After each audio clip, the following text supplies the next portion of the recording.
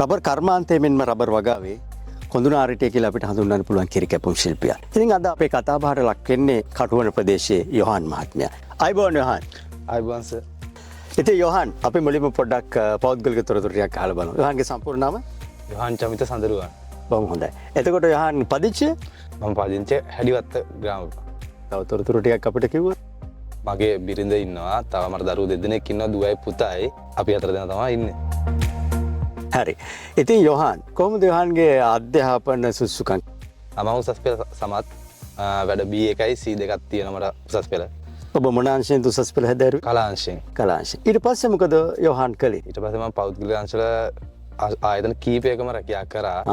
ඒක අවසානටම වැඩ කරේ කම්පියුටර් ප්ලෑනින් පැත්ත තමයි. පරිගණක අංශයේ ඔබතුමා වැඩ කළා. හරි. ඊට පස්සේ මම වැඩ කර ෆැක්ටරිය වැහුවා. ඉතින් යොහාන් කොහොමද කිරි කැපුම් ශිල්පියෙක් විදියට ඔයා කලෙලි බහින්නේ? කොහොමද මේ වැඩසටහනට යොමු වුනේ? මොකද ඔබගේ ඒ පසුබිම් කතාව අපි ආසයි කැමති ප්‍රේක්ෂකයෝ දැනගන්න. මම රැකියාව නැමැතුව ඉද්දි තමාස යොමු වෙන්නේ මේකට දෙසැම්බර් මාසෙම අපි අර පුරුද්දක් විදියට මේ මම යනවා ඉඳලොලු හතු හොයාගෙන ගිහිල්ල ඉවරලා යනකොට කෙනෙක් කිරි කපනවා ඒ රබර් ඉඩමේ. ඉතින් මමත් රස්සාව නැතුව හිටියේ. ඊට පස්සේ මම අහනවා මේ මටත් කිරි කපන්න පුළුවන්ද මේ රැකියාව නැමැතුව ඉන්න කියලා. ඊට පස්සේ බෑ ඔයාට අත් දෙකම ඕන කියනවා. ඊට පස්සේ මම පොඩ සද්ද නැතුව ඇවිල්ලා මම බලනවා YouTube එකේ. බලලා ඉවර වෙනා YouTube එකේ බැලුවන් පස්සේ මට පොඩ්ඩක් පුළුවන් කියලා හිතෙනවා. ඒක මට ආරංචි එනවා මේ ශ්‍රී ලංකා රබර් පර්යේෂණ ආයතනයේ මෙහෙම ට්‍රේනින් එකක් තියෙනවා මිද්දෙනියේ. ඒ හරහා තමයි මම සම්බන්ධ වෙන්නේ. කියන්නේ යොහාන් අභියෝගයට අභියෝගයක් කළා. හැබැයි මට ආරංචියක් වුණා ඔබතුමාව ඒ පුහුණු වැඩසටහන මුලින් තෝරගන්නත් යම් අකමැත්තක් ප්‍රකාශ කළා තියෙනවා. ඔව්. ඒ කොහොමද වුනේ? මම ගියා ඊට පස්සේ කිව්වා මේ ඒ තෝරා ගැනීමට නිලධාරීන් කිව්වා මේ මෙහෙම බෑ වාට පුළුවන් කොට අපි දැකලා නැහැ. ඒ හින්දා මේ අමාරුයි කියලා. ඒත් එතන හිටිය අර මාත් එක්කම අපි ඉස්කෝලේ ගියපු මල්ලි කෙනෙක් හිටියා. ඒ මල්ලි තමයි කිව්වේ නෑ මේ අයියට පුළුවන් ක්‍රිකට් පවා සෙල්ලම් කරනවා. මේ අයියට ඕනම දෙයක් පුළුවන් මෙහෙමයි උපතින්ම තමයි අත නැත්තේ ඒ වුණාට ඕනම දෙයක් කරනවා. අපි කරන සාමාන්‍ය මිනිස්සු කරන ඕනම දෙයක් කරනවා කියලා. ඒ හරහා තමයි ඒ සර් කැමති වෙලා බලමු කියලා තමයි තෝරා මම දන්නවා ඔබ සාර්ථක පුහුණුවක් ලැබුවා. ඒක ප්‍රතිඵල තමයි අද තියෙන්නේ. මේ පුහුණුවෙන් පස්සේ ඔබතුමා කොහොමද රබර් ඉඩමක් තෝරාගත්තේ, හොයාගත්තේ? කොහොමද ඔබතුමාට ඉඩමක් දෙන්න කැමති වුණාද ඉඩම් හිමියෙක් කිරි කපන්න? පුහුණු වෙලා මාසයක් විතර නම් කවුරුත් කැමතුන්නේ අලුත් කෙනෙකුට දෙන්න. ඔව්.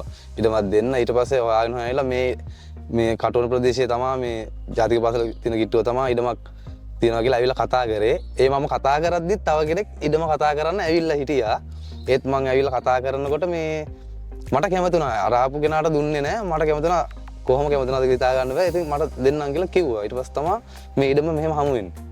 යොහාන් දැන් මේ රැකියාව සාමාන්‍යයෙන් සාමාන්‍ය කාර්යාල වෙලාවෙදි කරන්න බෑ. කීයට විතරද ඔයා රැකියාව පටන් ගන්නේ? මම රැකියාව පටන් ගන්න සර් පාන්දර 1ට 2ට වගේ තමයි. පාන්දර 1ට 2ට. එතකොට ඔබ හැමදාම දවසක් කර දවසක් නැත්තම් මේ කිරි කට්ටියට පාන්දර 1ට 2ට එනවා. ඔව්. කොහොමද ඒක වෙන්නේ? එතකොට ඔයා තාක්ෂණික මෙවලම් මේ සඳහා භාවිතා කරනවද?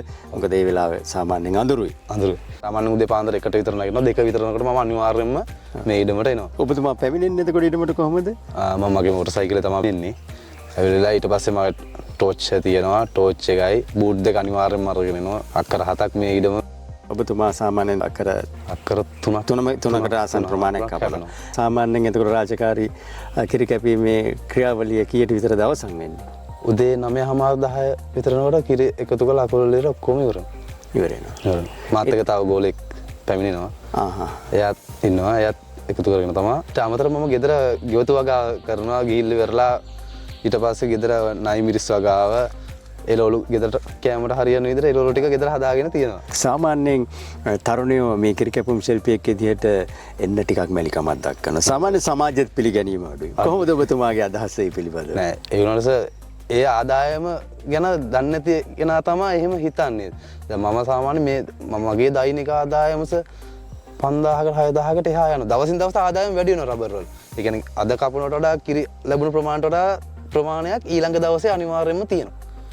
එහෙනම් යාර නොදන්න කෙනා තමයි පොඩ්ඩක් මැලිකමක් දක්වන්නේ. ඔබ මේ රැකියාවෙන් තෘප්තිමත්? තෘප්තිමත්. මම ආසාවෙම කරන රැකියාව කියන්නේ කිසිම කෙනෙකුට අර යටත්ව වැඩ කරනවා වගේ නෙමෙයි නිදහසේ කිසි ප්‍රශ්නයක් නැතුව කොහොමද හොඳ පරිසරයක නිස්කලංකව සින්දුවක් අහගෙන වැඩ කරගෙන යනවා. මේක තවදුරටත් කරගෙන යනවද ඉදිරියට? ඔව් දිගටම කරගෙන යනවා සර්. මගේ බලාපොරොත්තු තියෙනවා මේක දිගටම කරගෙන යන්න. අනිවාර්යෙන් කියන්නේ මගේම කියලා දෙයක් ඔබ මේ කියලා රබර් වගාවක් කරලා යොහාන් අනිවාර්යෙන් අපි සුබ බදනවා ශ්‍රී ලංකා රබර් පර්යේෂණ ආයතනයේ වශයෙන් ඔබතුමාට ඔබ මේ කියලා රබර් වගාවක කිරියස්සනු සහායකයෙක් නැත්නම් කිරි කැපුම් ශිල්පියෙක් විදියට රැකියාව කරන්න අවස්ථාව ලැබේවා කියලා. ඒ වගේම ඔබට අවසාන වශයෙන් කියන්න පුළුවන් ඔබ බලන් ඉන්න ප්‍රේක්ෂක ජනතාව කිරි කැපුම් ශිල්පීන් සහ වගාකරුවන් සහ මේ ශේෂ්ත්‍රයේ ඉන්න අනිකුත් සියලුම පාර්ශ්වයන් බලන් ඉන්න ඔබට අවසාන වශයෙන් ඔවුන්ට මොකක්ද කියන්න තියෙන්නේ? අනන්තවත් තියෙන රබර් ඉඩම් කැපෙන්නේ නැතුව හොඳ රැකියාවක් මම හොඳ ආදායමක් ලබන මේ වෙනකොට සීලම තරුණයන්ට ආරාධනා කරනවා මේ ලංකාවේ තියෙන රබර් නිෂ්පාදනය වැඩි කරන්න. මොකද එක්ස්පෝර්ට් කරන්න පුළුවන්. එන සියලු දෙනාටම ආරාධනා කරනවා මේ වගේ හොඳ රැකියාවක් කරගෙන යාමට.